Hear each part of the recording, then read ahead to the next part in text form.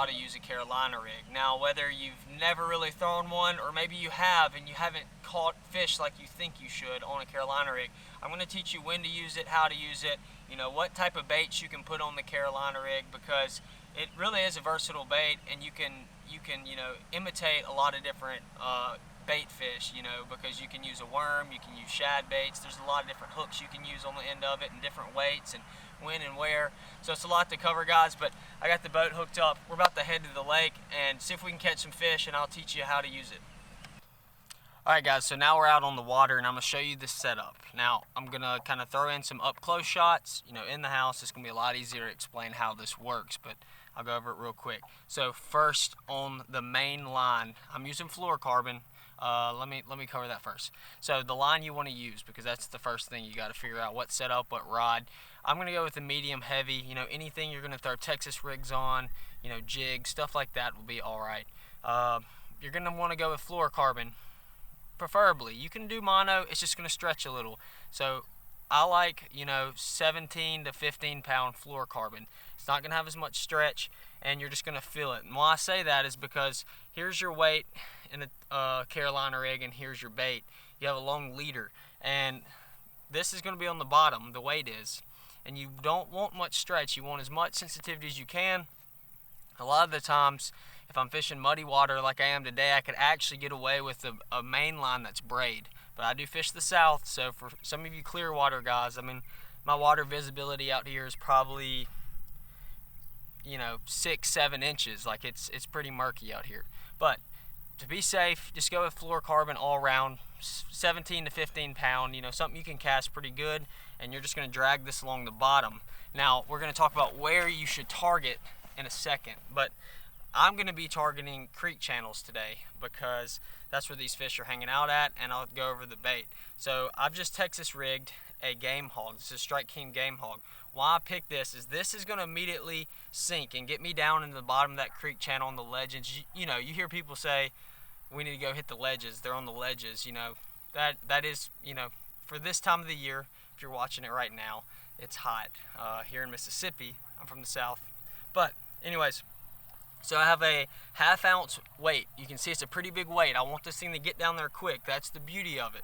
You don't have to wait a while for a Texas rig. Now this thing can free slide. I don't have a peg on it, and I have 2 beads. The beads are going to make a rattling noise, which, you know, will attract some fish, but mainly I think the reason the creator of the Carolina rig did it is to protect this knot from the weight. So I have a swivel. Oops. I just hit the horn with my butt. So there was a blooper. I'm gonna show you all this up close. I'm just kind of going over it out here in the boat, and hopefully y'all get a better understanding of it. So I'm gonna get out and fish this thing. I've drifted over here on the bank, and yeah, let's fish this thing, and I'll throw in some up close shots of how I actually rigged it later.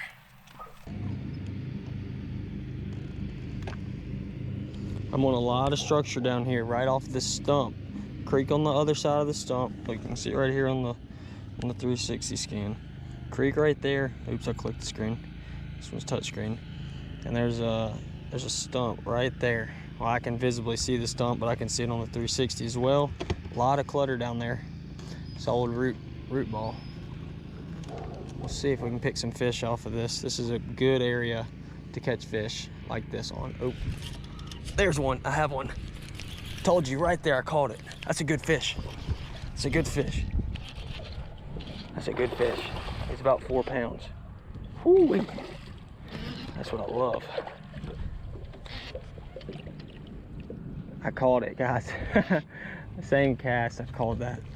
I'm gonna play him out. All right. Oh yeah. That's a pretty good fish. Oh yeah. Oh man.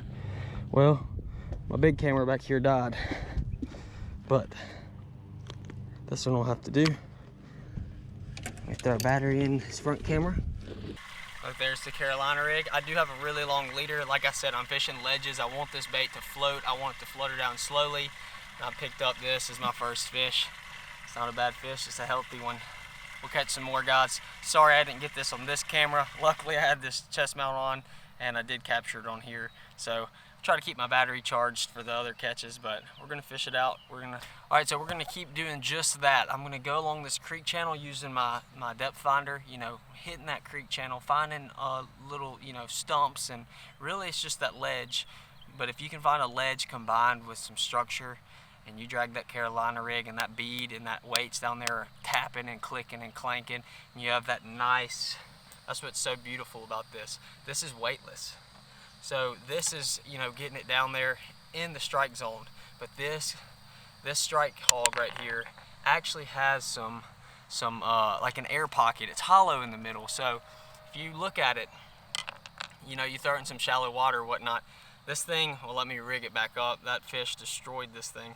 It sits there and it kind of glides. It actually will capture some air bubbles inside of here, which makes it sink slower. So therefore, you know, this is down there. It's not buoyant. It's not floating, but it's, you know, really slow and subtle. And it's just, you know, a deadly presentation. And the fish don't really have to, like in this lake, for instance, there's a lot of silt, a lot of mud, a lot of leaves, a lot of litter. I got fish striking right here. I need to get back on the front of the boat. But those fish can key in on it. They're not having to get down there in a big cloud of mud. That weight's down there in the cloud of mud, causing commotion, you know, clanking, clacking, hitting stuff, letting you know where structure is, and you can stop and kind of, you know, it's just a awesome, versatile bait. You need to try it out. Get out on some ledges. Right now I'm using a creature bait. You can use big lizards, you can use worms, you can even use shad like fluke baits and stuff if you're, you know, if that's what they're biting, if that's what's spawning. I might do that later this evening if I see some shad running, but for now I'm going deep with this creature bait. It's a real dark color. Like I said, my water's murky. That's a whole nother topic on what colors you should throw, but in general, the lighter color of the water, you know, or the clearer the water, go with a more natural color. But I'm using black and blue, you know, because it's murky down there.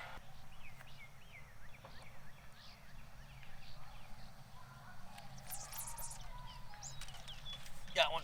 Oh, I had one. He's got me wrapped. That's a good one, guys. That's a good one. Oh, buddy. Stay down. Stay down. That's a 5-pounder. Oh, had me wrapped at first. I thought I was just hung. Oh, man. He got me wrapped again. Oh, that's a good fish. Oh, guys, this could be. I need a net for this fish, guys. This is a 6-pounder.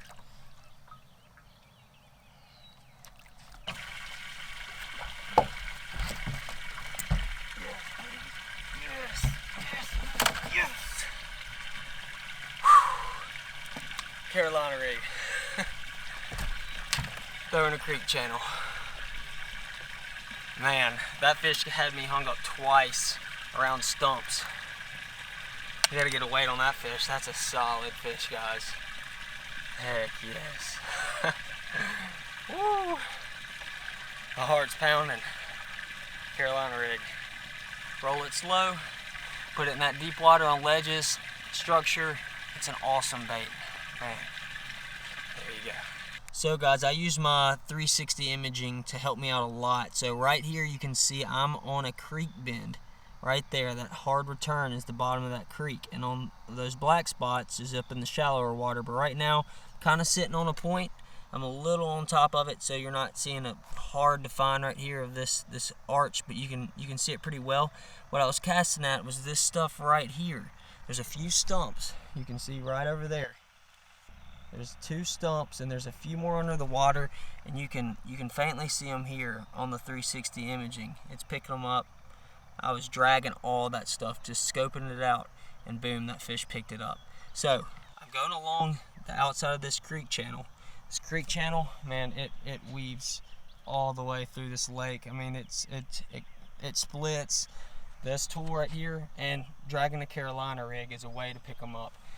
In these hot summer days, the water temp's not working right now. I'm having some transducer problems. I have the 360 running though, but back here in the back earlier, I got this one turned off now.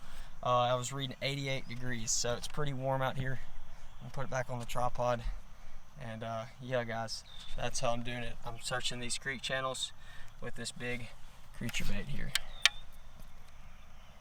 Alright guys, so I hope I taught y'all a thing or two when I caught these fish today. So I hope you can take these techniques and get out on the water and catch you some monster bass. Like I said, my name's Justin, part of the Monster Bass team. Go follow me on social media. And well, it's getting kind of late. I'm going to throw on a topwater and hopefully catch some on a frog. I don't know. But stay tuned guys. Comment below if you have any questions and get out and catch some monster bass.